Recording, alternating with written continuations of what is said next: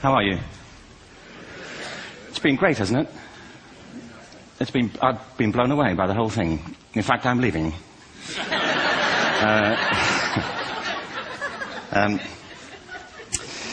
There have been three themes, haven't there, running through the conference, which are relevant to what I want to talk about. One is the extraordinary evidence of human creativity in all of the presentations that we've had and in all the people here.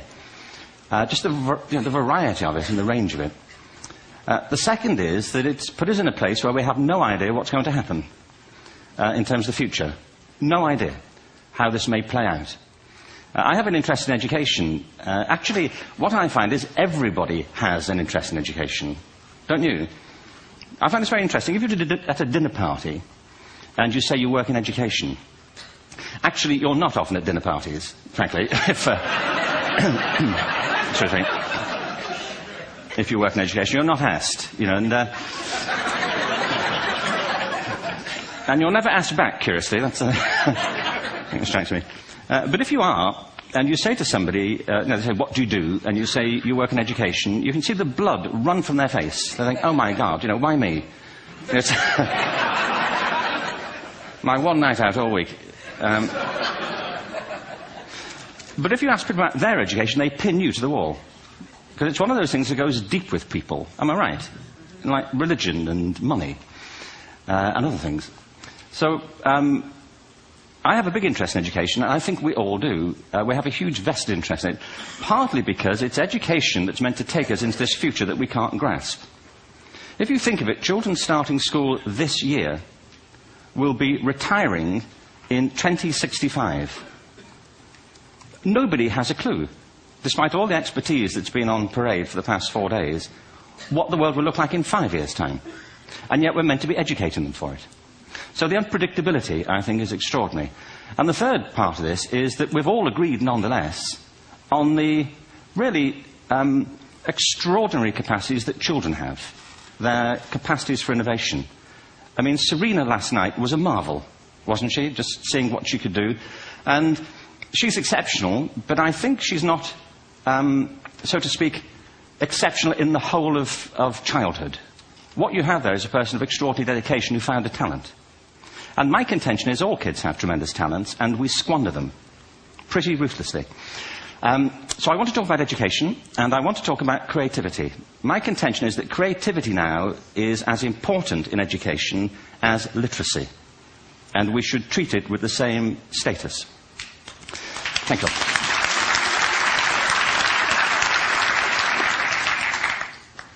That was it, by the way. Thank you very much.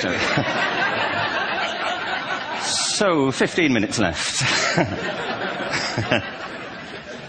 Well, I was born... No, I had a great story recently, I love telling it, of a little girl who was in a drawing lesson. She was 6, and she was at the back drawing, and the teacher said this little girl hardly ever paid attention. And in this drawing lesson, she did. And the teacher was fascinated. She went over to her and she said, what are you drawing? And the girl said, I'm drawing a picture of God. And the teacher said, but nobody knows what God looks like. And the girl said, they will in a minute.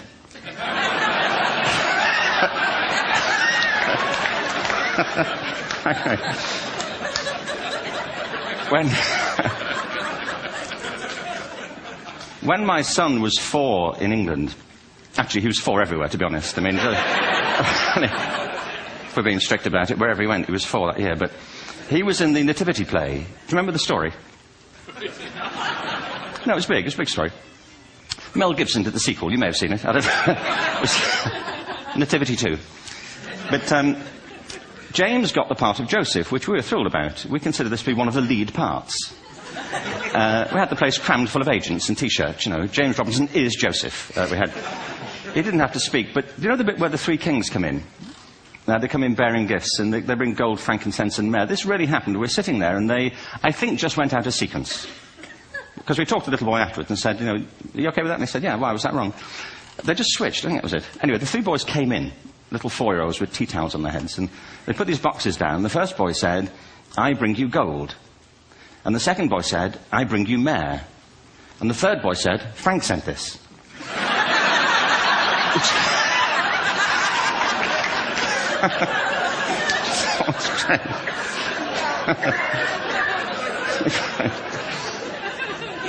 What these things have in common is that kids will take a chance. You know, if they don't know, they'll have a go. Am I right? They're not frightened of being wrong. Now, I don't mean to say that being wrong is the same thing as being creative. What we do know is, if you're not prepared to be wrong, you'll never come up with anything original. If you're not prepared to be wrong. And by the time they get to be adults, most kids have lost that capacity. They have become frightened of being wrong. And we run our companies, this, by the way. We stigmatize mistakes. And we're now running national education systems where mistakes are the worst thing you can make. And the result is that we are educating people out of their creative capacities. Picasso once said this. He said that all children are born artists. The problem is to remain an artist as we grow up. I believe this passionately, that we don't grow into creativity, we grow out of it. Or rather, we get educated out of it. So why is this? I lived in Stratford-on-Avon until about 5 years ago. In fact, we moved from Stratford to Los Angeles. So you can imagine what a seamless transition, this was from LA. Actually, we lived in a place called Snitterfield, just outside Stratford, which is where Shakespeare's father was born. Are you struck by a new thought? I was. You don't think of Shakespeare having a father, do you? Do you? Because you don't think of Shakespeare being a child. Do you? Shakespeare being 7. I never thought of it. I mean, he was 7 at some point. He was in somebody's English class, wasn't he?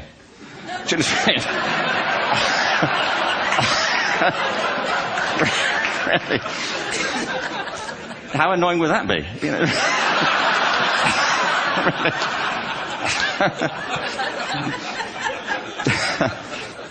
Must try harder. Being sent to bed by his dad, to Shakespeare. Go to bed now, to William Shakespeare, and put the pencil down, and stop speaking like that. It's confusing everybody.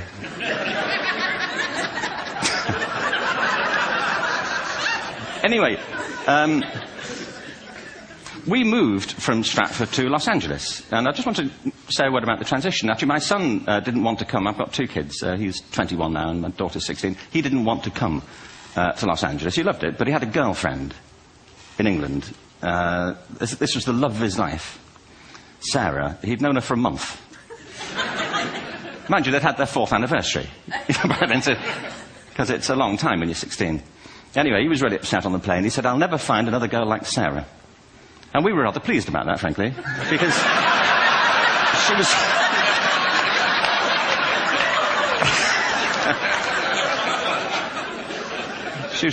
was the main reason we were leaving the country.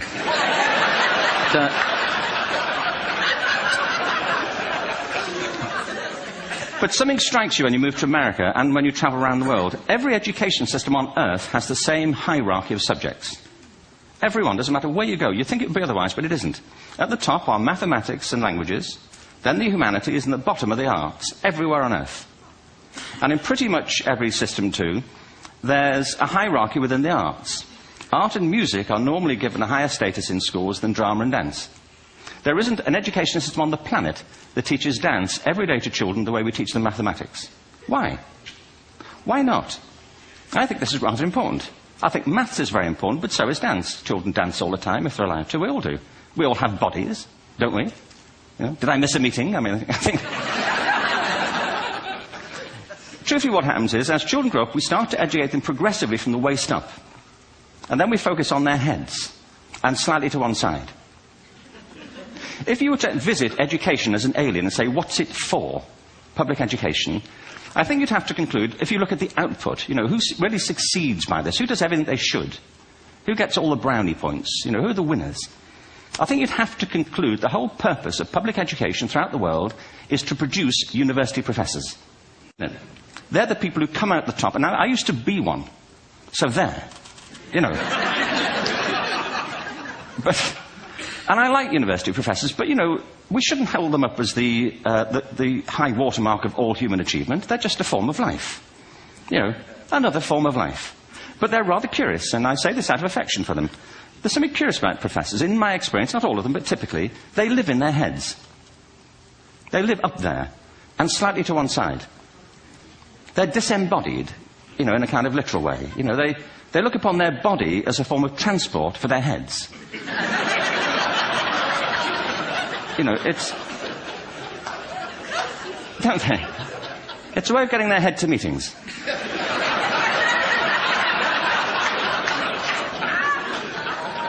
If you want real evidence of out-of-body experiences, by the way, get yourself along to a residential conference for senior academics and pop into the discotheque on the final night. And there you will see it. Grown men and women writhing uncontrollably off the beat. Waiting to it ends so they can go home and write a paper about it. Now, our education system is predicated on the idea of academic ability. And there's a reason. The whole system was invented around the world. There were no public systems of education really before the 19th century. They all came into being to meet the needs of industrialism. So the hierarchy is rooted on two ideas. Number one, that the most useful subjects for work are at the top. So you were probably steered benignly away from things at school when you were a kid, things you liked, on the grounds you would never get a job doing that. Is that right? Don't do music, you're not going to be a musician. Don't do art, you won't be an artist. Benign advice. Now, profoundly mistaken. The whole world is engulfed in a revolution. And the second is academic ability, which has really come to dominate our view of intelligence because the universities designed the system in their image. If you think of it, the whole system of public education around the world is a protracted process of university entrance. And the consequence is that many highly talented, brilliant, creative people think they're not. Because the thing they were good at school wasn't valued or was actually stigmatized. And I think we can't afford to go on that way. In the next 30 years, according to UNESCO, more people worldwide will be graduating through education than since the beginning of history. More people. And it's the combination of all the things we've talked about, technology and its transformational effect on work, and demography and the huge explosion in population. Suddenly, degrees aren't worth anything. Isn't that true? When I was a student, if you had a degree, you had a job. If you didn't have a job, it's because you didn't want one. And I didn't want one, frankly, so... but now, kids with degrees are often heading home to carry on playing video games. Because you need an MA, where the previous job required a BA, and now you need a PhD for the other. It's a process of academic inflation, and it indicates the whole structure of education is shifting beneath our feet. We need to radically rethink our view of intelligence. We know three things about intelligence. One, it's diverse. We think about the world in all the ways that we experience it. We think visually, we think in sound, we think kinesthetically, we think in abstract terms, we think in movement. Secondly, intelligence is dynamic. If you look at the interactions of a human brain, as we heard yesterday from a number of presentations, intelligence is wonderfully interactive. The brain isn't divided into compartments. In fact, creativity, which I define as the process of having original ideas that have value, more often than not, comes about through the interaction of different disciplinary ways of seeing things. The brain is intentionally... By the way, there's a shaft of nerves that joins the two halves of the brain called the corpus callosum. It's thicker in women. Following on from Helen yesterday, I think this is probably why women are better at multitasking. Because you are. Aren't you? There's a raft of research, but I know it from my personal life. If my wife is cooking a meal at home, which is not often, thankfully, but, if she's doing... she's good at some things. But if she's cooking, she's dealing with people on the phone, she's talking to the kids, she's painting the ceiling, she's doing open heart surgery over here. If I'm cooking, the door is shut, the kids are out, the phone's on the hook. If she comes in, I get annoyed. I say, Terry, please, I'm trying to fry an egg in here.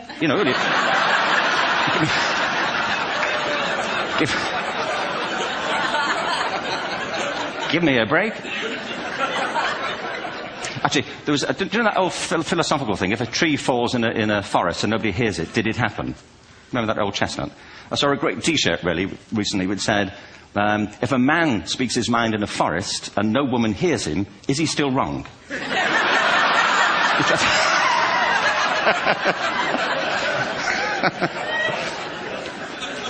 And the third thing about intelligence is it's distinct. I'm doing a new book at the moment called Epiphany, which is based on a series of interviews with people about how they discovered their talent. I'm fascinated by how people got to be there. It's really prompted by a conversation I had with a wonderful woman who most people have never heard of. She's called Gillian Lynn. Have you heard of her? Some have. She's a choreographer, and everybody knows her work. She did Cats. and Phantom of the Opera. She's wonderful. I used to be on the board of the Royal Ballet in England, as you can see. And anyway, Jill and I had lunch one day. I said, how'd you get to be a dancer? And she said it was interesting. When she was at school, she was really hopeless. And the school in the 30s wrote to her parents and said, we think Gillian has a learning disorder. She couldn't concentrate. She was fidgeting. I think now they'd say she had ADHD. Wouldn't you? But this was the 1930s, and ADHD hadn't been invented, at this point. So it wasn't an available condition. People weren't aware they could have that. Anyway, she went to see this specialist. So this oak-panelled room, and she was there with her mother, and she was led and sat on this chair at the end, and she sat on her hands for 20 minutes while this man talked to her mother about all the problems Gillian was having at school.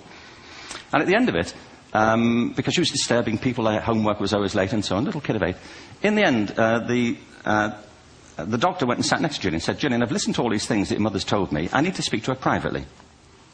So he said, wait here, we'll be back. We won't be very long. And they went and left her. But as they went out the room, he turned on the radio that was sitting on his desk. And when they got out the room, he said to her mother, just stand and watch her. And the minute they left the room, she said she was on her feet, moving to the music. And they watched for a few minutes, and he turned to her mother, and he said, Mrs. Lynn, Gillian isn't sick, she's a dancer. Take her to a dance school. I said, what happened? He said, she did. I can't tell you how wonderful it was. We walked in this room, and it was full of people like me. People who couldn't sit still. People who had to move to think. Who had to move to think. They did ballet, they did tap, they did jazz, they did modern, they did contemporary. She was eventually auditioned for the Royal Ballet School. She became a soloist. She had a wonderful career at the Royal Ballet. She eventually graduated from the Royal Ballet School, found her own company, the Gillian Dance Company, met Andrew Lloyd Webber. She's been responsible for some of the most successful musical theatre productions in history. She's given pleasure to millions, and she's a multi-millionaire. Somebody else might have put her on medication and told her to calm down. Now, I think...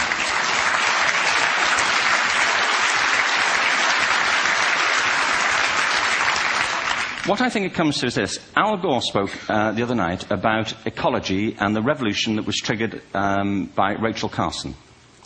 I believe our only hope for the future is to adopt a new conception of human ecology, one in which we start to reconstitute our conception of the richness of human capacity. Our education system has mined our minds in the way that we strip mine the earth for a particular commodity, and for the future it won't serve us. We have to rethink the fundamental principles on which we're educating our children. There was a wonderful quote by Jonas Salk, who said, if all the insects were to disappear from the earth, within 50 years, all life on earth would end. If all human beings disappeared from the earth, within 50 years, all forms of life would flourish. And he's right. What TED celebrates is the gift of the human imagination. We have to be careful now that we use this gift wisely and that we avert some of the scenarios that we've talked about. And the only way we'll do it is by seeing our creative capacities for the richness they are and seeing our children for the hope that they are. And our task is to educate their whole being so they can face this future. By the way, we may not see this future, but they will. And our job is to help them make something of it. Thank you very much. Bravo.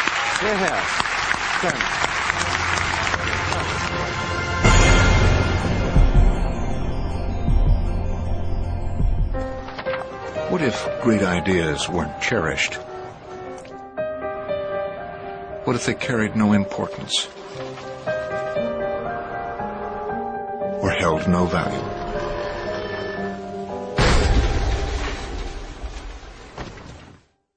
There is a place where artistic vision is protected, where inspired design ideas live on to become ultimate driving machines.